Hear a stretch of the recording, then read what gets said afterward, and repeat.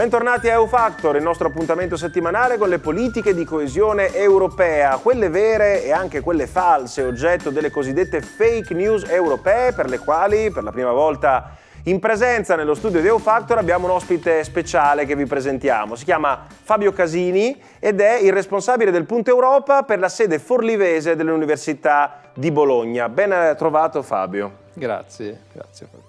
Allora, cominciamo questo discorso un po' complicato sulle fake news europee e partiamo da un dato che abbiamo già raccontato durante EU Factor. Le fake news, soprattutto in politica, diventano sempre più frequenti man mano che si allontanano dal cittadino. Nelle elezioni amministrative di un piccolo comune, quasi zero fake news, poi man mano che il tema diventa nazionale o addirittura europeo, si moltiplicano. È un fenomeno che ti sorprende o che tutto sommato trovi commisurato e in qualche modo motivato?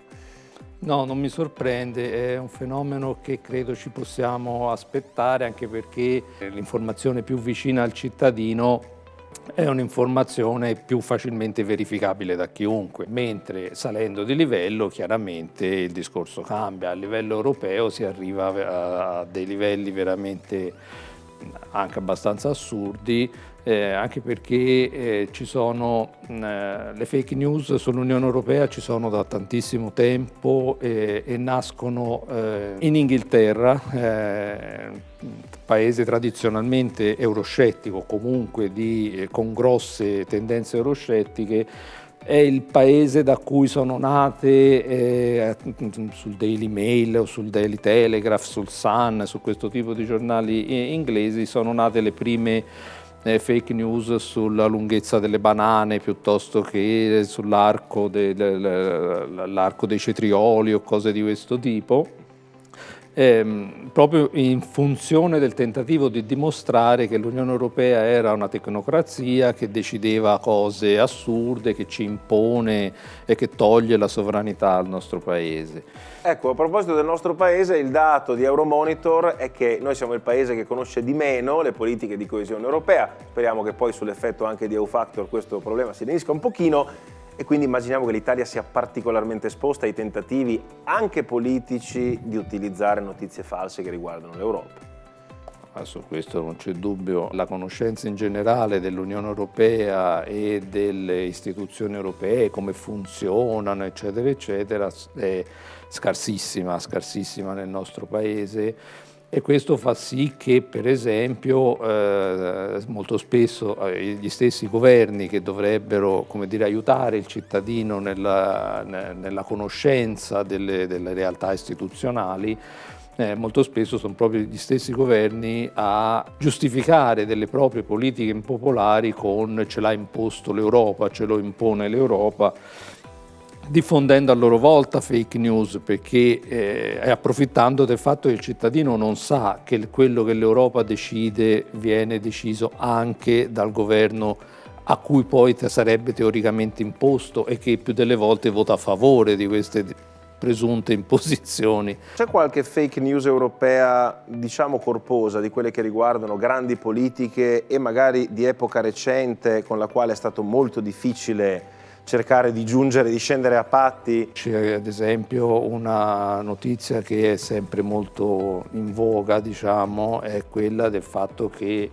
l'Europa prende più di quello che dà, anche da un punto di vista strettamente finanziario, approfittando di una notizia vera, che è il fatto che l'Italia comunque risulta essere un contribuente netto, quindi in teoria, diciamo, dà più di quello che riceve, ma in realtà è falsa nel suo insieme, perché intanto il dato si riferisce alle politiche di coesione in particolare, ma ci sono poi tutto un altro bilancio e tutto un altro finanziamento che invece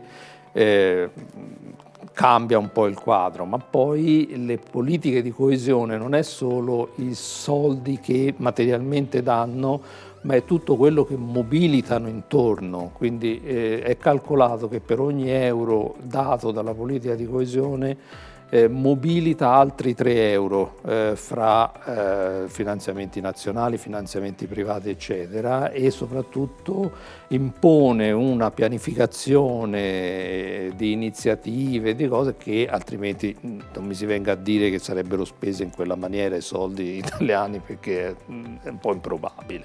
Quindi l'Europa anche come strumento di controllo, anche se, e da questo punto di vista possiamo andare a vedere sul touchscreen, uno studio di Demos pubblicato da Repubblica ci dice che intanto l'opinione che gli italiani hanno dell'Europa è scesa a un livello abbastanza basso, stiamo parlando del 38% di fiducia manifesta nell'Europa, eravamo arrivati al 29% tra il 2014 e il 2016, ma in periodo pandemico, anche grazie al grande sforzo fatto dall'Europa per aiutare l'Italia, si era saliti fino al 45%, parliamo di 14 miliardi di euro di extra stanziamento per il nostro sistema sanitario che non stava reggendo l'emergenza Covid, a noi e alla Spagna è stato riservato questo trattamento. Però, dato che Fabio Casini si occupa di Europa in un contesto universitario, vorrei segnalare il dato anagrafico. La fascia che supera abbondantemente il 50% di fiducia nell'Europa è quella compresa tra i 18 e i 29 anni. Una fascia che potremmo dire rispetto alle altre ha avuto una decisamente migliore formazione europea. Anche questo non stupisce affatto, è la stessa fascia che aveva votato in Gran Bretagna nettamente a favore del Remain e non della Brexit. È la fascia che conosce meglio, che è più formata, che è più attenta anche alle politiche ambientali, per esempio, quindi è tutta una serie di politiche che l'Unione Europea persegue con una certa attenzione. Quindi questo è così da sempre. I primi sondaggi di opinione sono stati fatti negli anni 60 e già immediatamente emerse che chi conosceva di più all'epoca la Comunità Europea era tendenzialmente più favorevole al processo. Godiamoci un momento di leggerezza, andiamo a citare quelle che sono state le più paradossali ma spesso credute frottole sull'Europa. Fabio Casini ci ha portato quali altre chicche dal mondo delle fake news europee? Dunque, ce ne sono alcune molto divertenti. Una per esempio che l'Unione Europea finanzia le corride in Spagna, perché la politica agricola finanzia gli allevatori, ma c'è un'altra notizia molto divertente che per esempio attraverso la formazione, finanziamenti alla formazione, l'Unione Europea finanzia la formazione delle veline in Italia, oppure che a un certo punto bisognava, questa è una notizia uscita in Inghilterra, bisognava tirar giù tutte le altalene inglesi perché erano troppo alte, l'Unione Europea aveva stabilito un'altezza più ridotta rispetto a quelle, quindi bisognava cambiare, altra cosa che non era assolutamente vera. Noi cerchiamo soprattutto di fare formazione, educazione proprio alla cittadinanza europea, abbiamo un progetto che va avanti ormai da oltre 15 anni nelle scuole. Sono gli stessi studenti universitari che vanno nelle scuole a fare educazione alla cittadinanza europea e ogni anno facciamo circa 100-150 incontri con ottimi feedback e quindi ottimi risultati, però resta una goccia nell'oceano purtroppo del mare magnum della disinformazione. E noi naturalmente vi auguriamo in bocca al lupo nella vostra missione e ringraziamo Fabio Casini. Grazie. E poi vi diamo appuntamento alle prossime puntate nelle quali affronteremo temi sulla formazione europea, ad esempio il progetto Model European Parliament che chi vi parla ha svolto nel lontano 1998, quando probabilmente a Strasburgo si andava ancora in sella al dinosauro, e poi parleremo anche della Brexit e del suo rovescio, il regret, cioè il pentimento di quasi tutti i britannici a quanto pare per aver lasciato l'Unione Europea. Ma ne parleremo nelle prossime puntate. EU Factor termina qui.